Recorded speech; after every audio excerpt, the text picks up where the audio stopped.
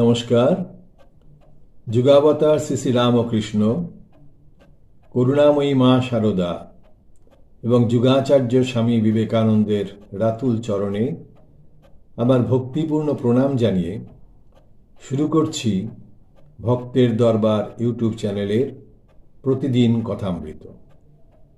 তব কথামৃতং তপ্ত জীবনং কবিভিরীরিতং কলমশাপহম শ্রবণমঙ্গলম শ্রীমদাততং ভুবি গৃণন্তি ये ভুরিদা জনাঃ।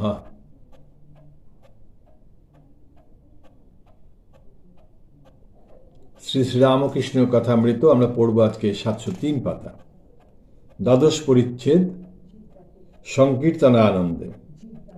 আজ একজন গায়ক আসিবে, সম্প্রদায় লইয়া কীর্তন করিবে।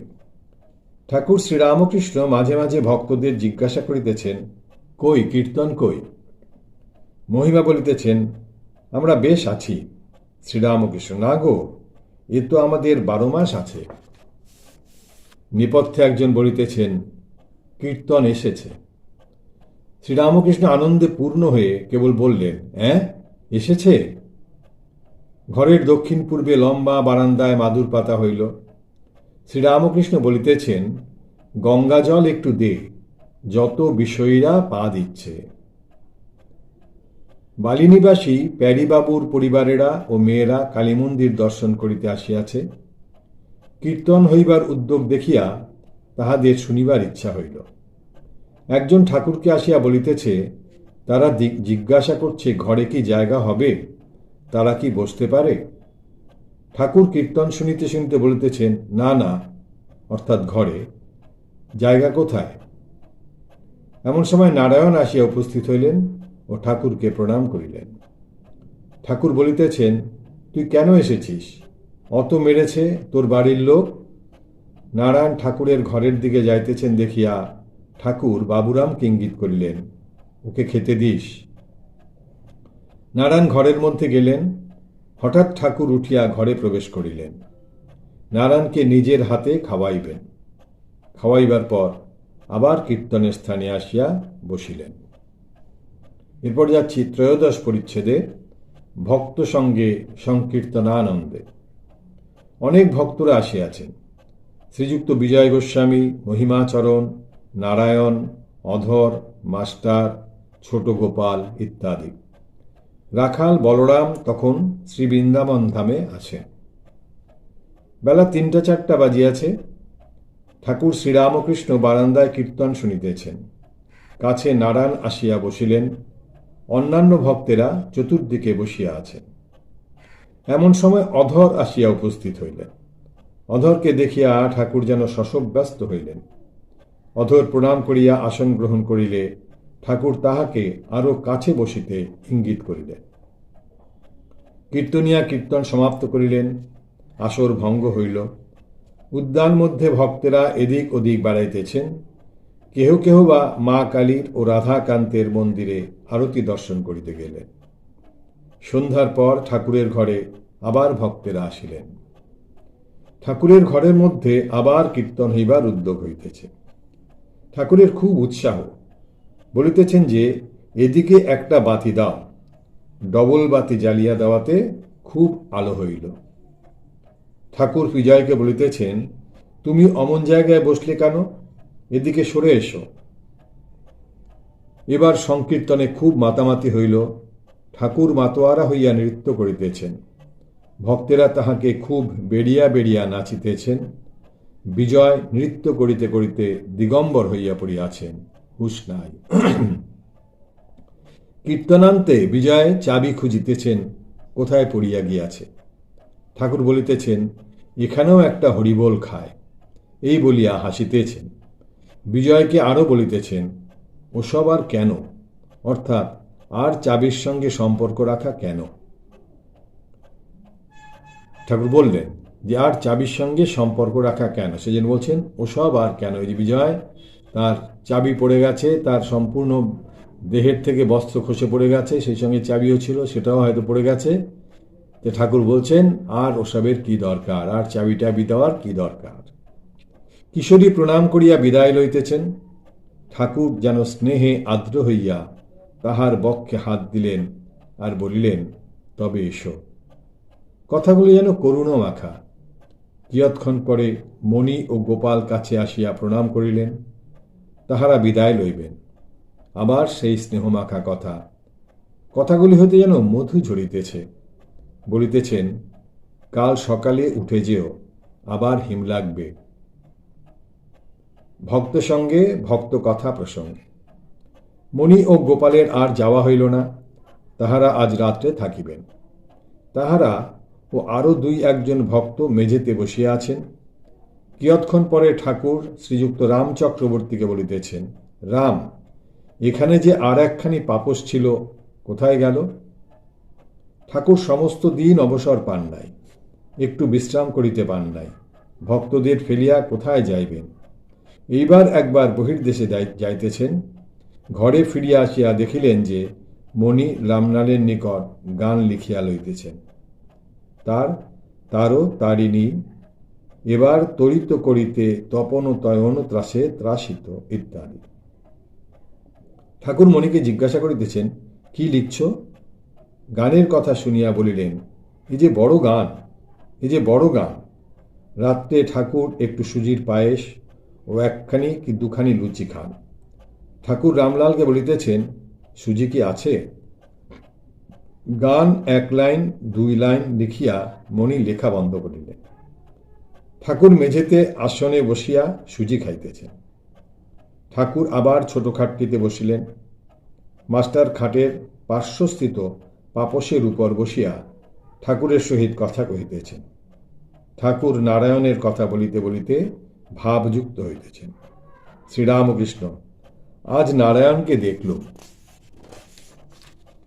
মাস্টার, আজ্ঞা হাঁ।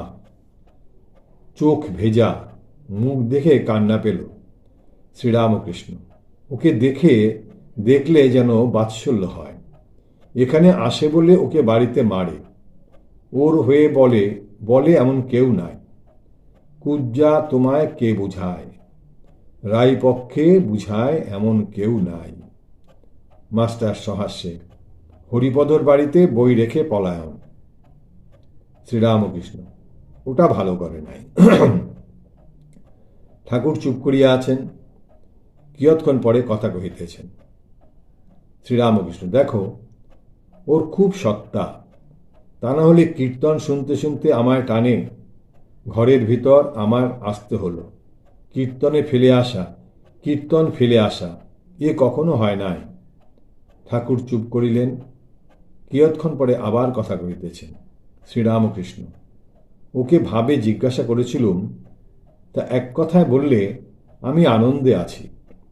মাস্টারের প্রতি, তুমি ওকে কিছু কিনে মাঝে মাঝে খাইও, বাৎসল্য ভাবে। ঠাকুর শ্রীরামকৃষ্ণ তেজচন্দ্রের কথা কহিতেছেন।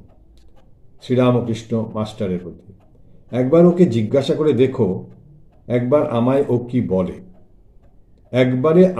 ও কি বলে। জ্ঞানী কি বলে? শুনলুম তেজচন্দ্র নাকি বড় কথা কয় না। গোপালের প্রতি, দেখ, তেজচন্দ্রকে শনি মঙ্গলবারে আসতে বলিস। দক্ষিণেশ্বর মন্দিরে গোস্বামী মহিমাচরণ প্রভৃতি সঙ্গে। মেঝেতে আসনের উপর ঠাকুর উপবিষ্ট, সুজি খাইতেছেন। পার্শ্বে একটি পিলসুজের উপর প্রদীপ জ্বলিতেছে। ঠাকুরের কাছে মাস্টার বসিয়া আছেন। ঠাকুর বলিতেছেন, কিছু মিষ্টি কি আছে? মাস্টার নূতন গুড়ের সন্দেশ আনিয়াছিলেন। রামলালকে বলিলেন, সন্দেশ তাকের উপর আছে। শ্রীরামকৃষ্ণ, কই, আনো না। মাস্টার ব্যস্ত হইয়া তাক খুঁজিতে গেলেন। দেখিলেন সন্দেশ নাই। বোধহয় ভক্তদের সেবায় খরচ হইয়াছে। অপ্রস্তুত হইয়া ঠাকুরের কাছে ফিরিয়া আসিয়া বসিলেন। ঠাকুর কথা কহিতেছেন। শ্রীরামকৃষ্ণ, আচ্ছা, একবার তোমার স্কুলে গিয়ে যদি দেখি। মাস্টার ভাবিতেছেন, উনি নারায়ণকে স্কুলে দেখিতে যাইবার ইচ্ছা করিতেছেন। মাস্টার, আমাদের বাসায় গিয়ে বসলে তো হয়। শ্রীরামকৃষ্ণ, না, একটা ভাব আছে। কি জানো, আর কেউ ছোকরা আছে কিনা একবার দেখতো। মাস্টার: অবশ্য আপনি যাবেন। অন্য লোক দেখতে যায়, সেরূপ আপনিও যাবেন। ঠাকুর আহারান্তে ছোট খাটটিতে গিয়া বসিলেন। একটি ভক্ত তামাক সাজিয়া দিলেন। ঠাকুর তামাক খাইতেছেন। ইতিমধ্যে মাস্টার ও গোপাল বারান্দায় বসিয়া রুটি ও ডাল ইত্যাদি জলখাবার খাইলেন। তাহারা নহবতের ঘরে শুইবেন ঠিক করিয়াছেন। খাবার পর মাস্টার খাটের পার্শ্বস্থ পাপসে আসিয়া বসিলেন। শ্রীরামকৃষ্ণ মাস্টারের প্রতি: নহবতে যদি হাঁড়িকুড়ি থাকে, এখানে শোবে, এই ঘরে? মাস্টার: যে আজ্ঞে। এরপর চলে যাচ্ছি চতুর্দশ পরিচ্ছেদে, সেবক সঙ্গে। রাত 10টা-11টা হইল। ঠাকুর ছোট খাটটিতে তাকিয়া ঠাসান দিয়া বিশ্রাম করিতেছেন। মণি মেঝেতে বসিয়া আছেন। মণির সহিত ঠাকুর কথা কহিতেছেন। ঘরের দেওয়ালের কাছে সেই পিলসুজের উপর প্রদীপে আলো জ্বলিতেছে। ঠাকুর অহেতুক কৃপা সিন্ধু, মণির সেবা লইবেন। শ্রীরামকৃষ্ণ: দেখো, আমার পাটা কামড়াচ্ছে, একটু হাত বুলিয়ে দাও তো। মণি ঠাকুরের পাদমূলে ছোট্ট খাটটির উপর বসিলেন ও কোলে তাহার পা দুখানি লইয়া আস্তে আস্তে বুলাইতেছেন। ঠাকুর মাঝে মাঝে কথা কহিতেছেন। শ্রীরামকৃষ্ণ সহাস্যে: আজ সব কেমন কথা হয়েছে? মণি: আজ্ঞা, খুব ভালো। শ্রীরামকৃষ্ণ সহাস্যে: আকবর বাদশাহের কেমন কথা হলো? মণি: আজ্ঞা, হাঁ। শ্রীরামকৃষ্ণ: কি বলো দেখি। মণি: ফকির আকবর বাদশাহের সঙ্গে দেখা করিতে এসেছিল। আকবর শাহ তখন নমাজ পড়ছিল। নমাজ পড়তে পড়তে ঈশ্বরের কাছে ধন দৌলত চাচ্ছিল। তখন ফকির আস্তে আস্তে ঘর থেকে চলে যাবার উপক্রম করলে। পরে আকবর জিজ্ঞাসা করাতে বললে, যদি ভিক্ষা করতে হয়, ভিখারির কাছে কেন করব? শ্রীরামকৃষ্ণ: আর কি কি কথা হয়েছিল? মণি: সঞ্চয়ের কথা খুব হলো। শ্রীরামকৃষ্ণ সহাস্যে: কি কি হলো? মণি: চেষ্টা যতক্ষণ করতে হবে বোধ থাকে, ততক্ষণ চেষ্টা করতে হয়। সঞ্চয়ের কথা স্মৃতিতে কেমন বলেছিলেন? শ্রীরামকৃষ্ণ: কি কথা? মণি: যে তার উপর সব নির্ভর করে, তার ভার তিনি লন। নাবালকের যেমন অছি সব ভার নেয়। আরেকটি কথা শুনেছিলাম যে নিমন্ত্রণ বাড়িতে ছোট ছেলে নিজে বসবার জায়গা নিতে পারে না, তাকে খেতে কেউ বসিয়ে দেয়। শ্রীরামকৃষ্ণ: না, ও হলো না। বাপে ছেলের হাত ধরে লয়ে গেলে সে ছেলে আর পড়ে না। মণি: আর আজ আপনি 3 রকম সাধুর কথা বলেছিলেন। উত্তম সাধু, সে বসে খেতে পায়। আপনি ছোকরা সাধুটির কথা বললেন। মেয়েটির স্তন দেখে বলেছিল বুকে ফোড়া হয়েছে কেন। আরও সব চমৎকার চমৎকার কথা বললেন, সব শেষের কথা। শ্রীরামকৃষ্ণ সহাস্যে: কি কি কথা? মণি: সেই পম্পার কাকের কথা। রাম নাম অহর্নিশ জপ করছে, তাই জলের কাছে যাচ্ছে, কিন্তু খেতে পারছে না। আর সেই সাধুর পুঁথির কথা, তাতে কেবল ওং রাম এইটি লেখা। আর হনুমান রামকে যা বললেন। শ্রীরামকৃষ্ণ: কি বললেন? মণি: সীতাকে দেখে এলুম, শুধু দেহটি পড়ে রয়েছে, মন প্রাণ তোমার পায়ে সব সমর্পণ করেছেন। আর চাতকের কথা, ফটিক জল বই আর কিছু খাবে না। আর জ্ঞানযোগ আর ভক্তিযোগের কথা। শ্রীরামকৃষ্ণ: কি? মণি: যতক্ষণ কুম্ভ জ্ঞান, ততক্ষণ আমি কুম্ভ থাকবেই থাকবে। যতক্ষণ আমি জ্ঞান, ততক্ষণ আমি ভক্ত, তুমি ভগবান। শ্রীরামকৃষ্ণ: না, কুম্ভ জ্ঞান থাকুক আর না থাকুক, কুম্ভ যায় না। আমি যাবার নয়, হাজার বিচার করো, ও যাবে না। মণি খানিকক্ষণ চুপ করিয়া রহিলেন। আবার বলিতেছেন। মণি: কালীঘরে ঈশান মুখুজ্জের সঙ্গে কথা হয়েছিল। বড় ভাগ্য তখন আমরা সেখানে ছিলাম আর শুনতে পেয়েছিলাম। শ্রীরামকৃষ্ণ সহাস্যে: হ্যাঁ, কি কি কথা বলো দেখি। মণি: সেই বলেছিলেন কর্মকাণ্ড, আদিকাণ্ড। শম্ভু মল্লিককে বলেছিলেন, যদি ঈশ্বর তোমার সামনে আসেন, তাহলে কি কতগুলো হাসপাতাল, ডিসপেন্সারি চাইবে? আরেকটি কথা হয়েছিল, যতক্ষণ কর্মে আসক্তি থাকে ততক্ষণ ঈশ্বর দেখা দেন না। কেশব সেনকে সেই কথা বলেছিলেন শ্রীরামকৃষ্ণ। কি? মণি, যতক্ষণ ছেলে চুষি নিয়ে ভুলে থাকে ততক্ষণ মা রান্নাবান্না করেন। চুষি ফেলে যখন ছেলে চিৎকার করে তখন মা ভাতের হাঁড়ি নামিয়ে ছেলের কাছে যান। আরেকটি কথা সেদিন হয়েছিল। লক্ষণ জিজ্ঞাসা করেছিলেন ভগবানকে কোথা কোথা দর্শন হতে পারে।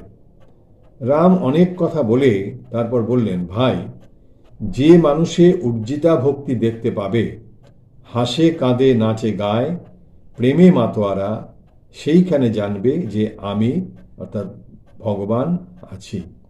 শ্রীরামকৃষ্ণ। আহা আহা! ঠাকুর কিয়ৎক্ষণ চুপ করিয়া রইলেন। মণি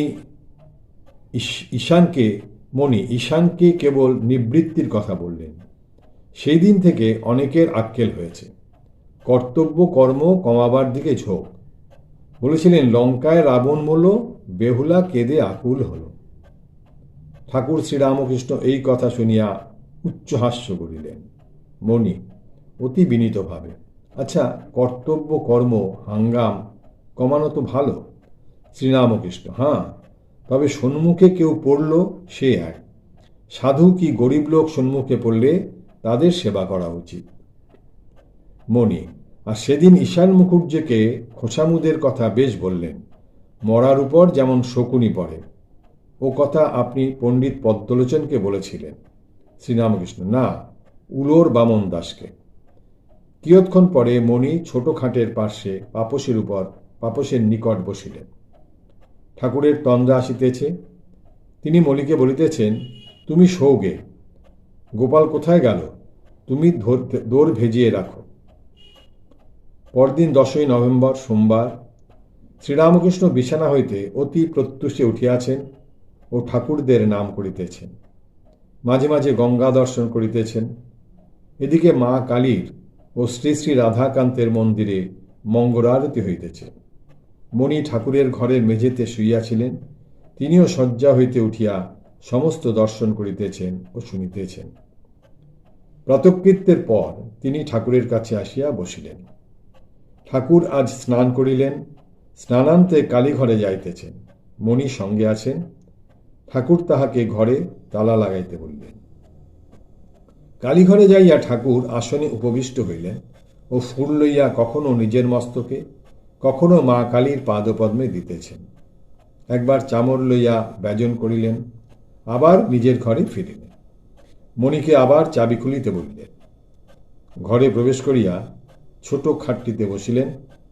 এখন ভাবে বিভোর। ঠাকুর নাম করিতেছেন, মণি মেঝেতে একাকী উপবিষ্ট। এইবার ঠাকুর গান গাইতেছেন। ভাবে মাতোয়ারা হইয়া গানের ছলে মণিকে কি শিখাইতেছেন যে কালী ব্রহ্ম, কালী নির্গুণা, আবার সগুণা, অরূপ, আবার অনন্তরূপিণী। গান। কে জানে কালী কেমন সরদর্শনে। তারপরে গাইছেন গান, এসব খ্যাপা মায়ের খেলা। তারপরে আবার কালী কে জানে তোমায় মা, তুমি অনন্তরূপিণী, তুমি মহাবিদ্যা, অনাদি অনাদ্যা, ভববন্ধের বন্ধন হারিণী তারিণী, গিরিজা গোপজা, গোবিন্দ মোহিনী, শারদে বরদে নগেন্দ্র নন্দিনী, জ্ঞানদে মোক্ষদে কামাখ্যা কামদে, শ্রীরাধা শ্রীকৃষ্ণ হৃদি বিলাসিনী। তারপরের গান, তারো তারিণী, এবার তরিত করিয়ে, তপন তনয় ত্রাসে ত্রাসিত প্রাণ যায়, জগতে অম্বে জনপালিনী, জনমোহিনী জগৎ জননী, যশোদা জঠরে জনম লইয়ে, সহায় হরিলীলায়। বৃন্দাবনে রাধা বিনোদিনী, ব্রজবল্লভ বিহার কামিনী, রাস সঙ্গিনী রসময়ী হয়ে রাস করিলে লীলা প্রকাশ। গিরিজা গোপজা গোবিন্দ মোহিনী, তুমি মা গঙ্গে গতিদায়িনী, গান্ধার্বিকে গৌরব রমণী, গৌরবরণী গাওয়ে গোলকে গুণ তোমার। শিবে সনাতনী, সর্বাণী ঈশানী, সদানন্দময়ী সর্বস্বরূপিণী, সগুণা নির্গুণা সদাশিব প্রিয়া, কে জানে মহিমা তোমার। মুনি মনে মনে করিতেছেন, ঠাকুর যদি একবার এই গানটি গান, আর ভুলালে ভুলব না মা, দেখেছি তোমার রাঙা চরণ। কি আশ্চর্য, মনে করিতে না করিতে এই গানটি গাইতেছেন। কিয়ৎক্ষণ পরে ঠাকুর জিজ্ঞাসা করিতেছেন, আচ্ছা, আমার এখন কিরকম অবস্থা তোমার বোধ হয়? মুনি সহাস্যে, আপনার সহজাবস্থা। ঠাকুর আপন মনে গানের ধোয়া ধরিলেন, সহজ মানুষ না হলে সহজকে না যায় চেনা। সহজ মানুষ না হলে সহজকে না যায় চেনা। তার মাস্টারমশাইয়ের কথাও বললেন, তুমিও সহজ, আমিও সহজ, তাই তুমি সহজকে চিনতে পেরেছ।